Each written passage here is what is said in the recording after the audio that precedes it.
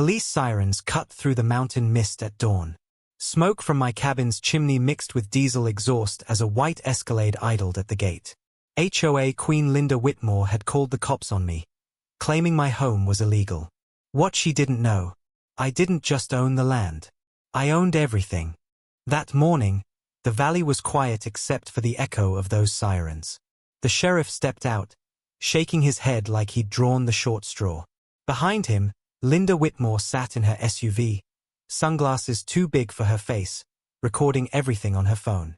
For weeks she'd been filing noise complaints, code violations, threatening fines that stacked faster than poker chips. My crime? Living on my own land, in the cabin my grandfather and I built by hand. She thought she could bully me, force me out, and snatch the property for her precious Phase 2 expansion. She thought I was just some stubborn hermit clinging to an old cabin. She had no idea who she was messing with, or how much power came with my family's legacy. To understand how this war started, you need to go back 60 years. In 1963, my grandfather bought 2,400 acres in Montana's Clearwater Valley. He paid $800 for the whole thing. Timber rights, water rights, mineral rights, he took the entire bundle. Folks thought he was crazy at the time.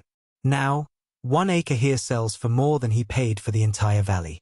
As a kid, I spent summers here learning carpentry at his side.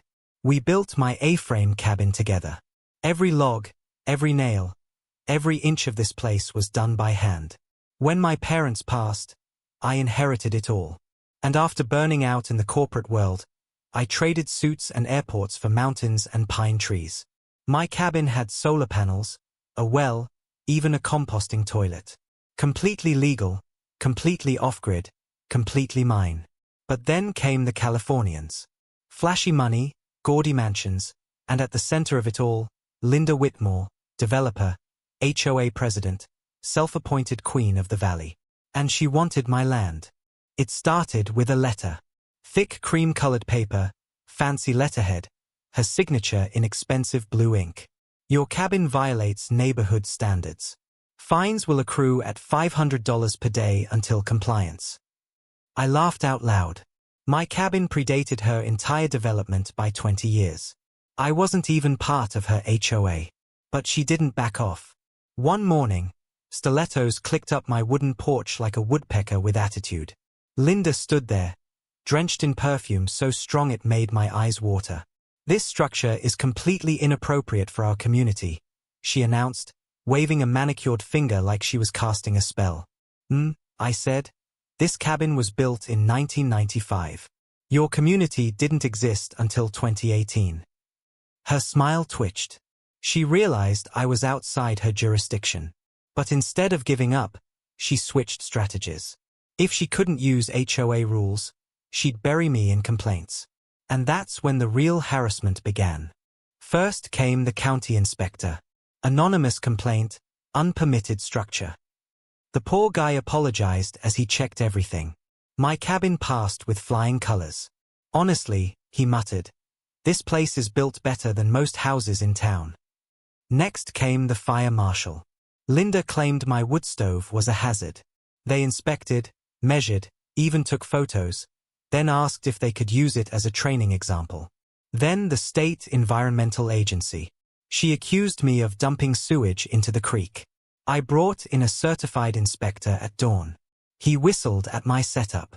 Son, I've seen million-dollar houses with systems half as good as this. The irony?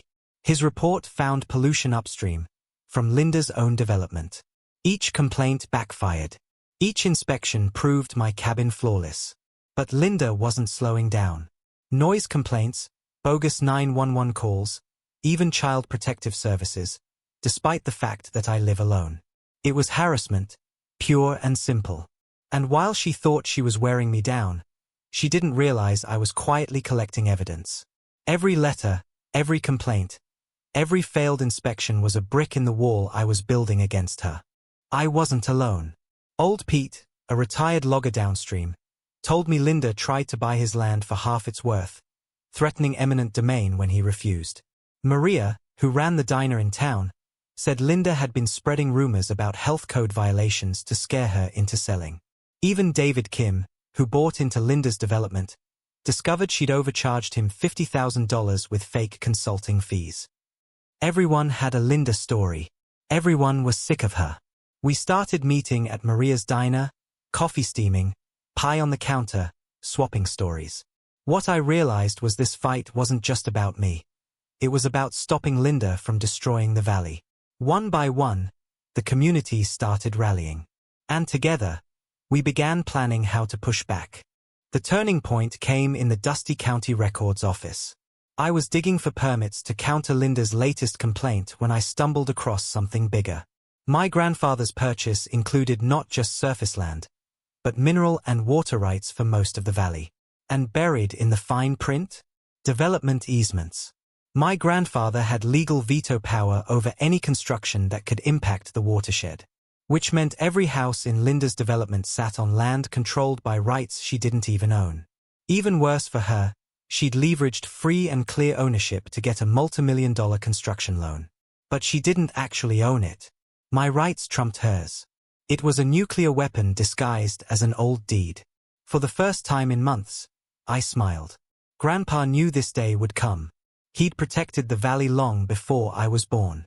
From then on, it wasn't defense, it was offense. I hired lawyers, filed a quiet title action to clarify my rights, submitted formal complaints about her conflicts of interest. Maria's nephew, a forensic accountant, uncovered embezzlement from HOA funds. Meanwhile, we documented everything. Photos, videos, timestamps. A paper trail so thick it could choke a forest. And we waited. The stage was set for the annual HOA meeting, the perfect place to expose her in front of the entire community and the media. The community center overflowed that night. Over 100 residents packed the hall. Reporters set up cameras in the back. Deputies stood by the doors, ready for trouble. Linda strutted to the podium, voice high and shaky. Phase 2 expansion will bring prosperity to Clearwater Valley. She clicked her slides.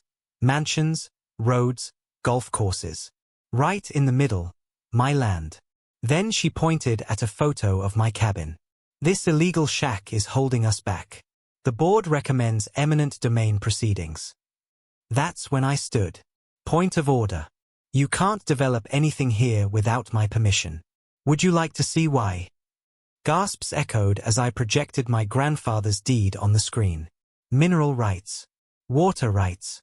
Veto authority. All mine. The evidence avalanche followed. Embezzlement, tax fraud, environmental violations. Then the banker stood up. Mrs. Whitmore, your construction loan is in default. And without his approval, your project is worthless. Her face crumpled. She screamed about conspiracies, accused me of fraud, even admitted to forging documents, on camera. By the time deputies escorted her out, the vote was unanimous. Phase 2 rejected. Linda removed as HOA president. 1 week later, Linda was arrested for fraud and embezzlement. Her real estate license was revoked, her properties foreclosed. The community dissolved her HOA contract, electing Maria as president. Old Pete's land was safe. David Kim got his stolen money back. And together, we created a conservation easement that would protect the valley forever. I stayed for good. Built trails, organized festivals, set up scholarships with settlement money. And every evening, I sit on my porch as the sun dips behind the pines, the valley stretching out below me. Linda wanted to own the valley. Instead, she lost everything trying to take it. Grandpa, I kept my promise. The valley is safe.